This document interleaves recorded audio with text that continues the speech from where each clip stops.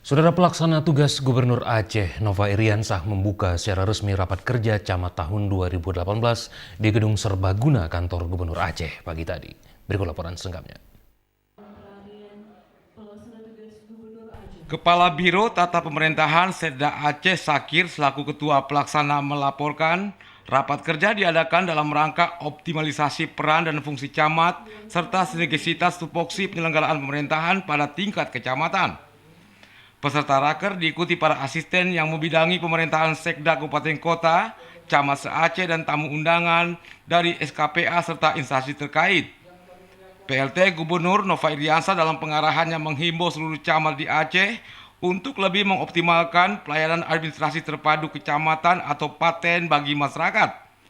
Untuk meningkatkan pelayanan publik perlu ada keselarasan konsep pembangunan pada masing-masing tingkat pemerintahan, mulai dari tingkat nasional hingga kecamatan menuju Aceh hebat di masa mendatang. Nah, saya pikir tidak boleh tawar-menawar lagi. Camat sekalipun harus memahami sistem IT secara baik. Skema penggunaan e-planning, e-budgeting, dan e yang lainnya harus dipahami secara baik oleh camat. Dan yang kedua yang terpenting, camat harus punya ilmu latar belakangnya pemerintahan, ilmu pemerintahan.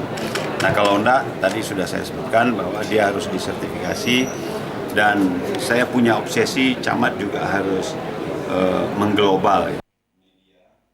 PLT Gubernur Aceh menambahkan, camat sebagai perangkat daerah yang berhadapan langsung dengan masyarakat harus menguasai pengetahuan teknis pemerintahan sesuai Undang-Undang Nomor 23 Tahun 2014 tentang Pemerintahan Daerah dan PP Nomor 17 2018 tentang Kecamatan.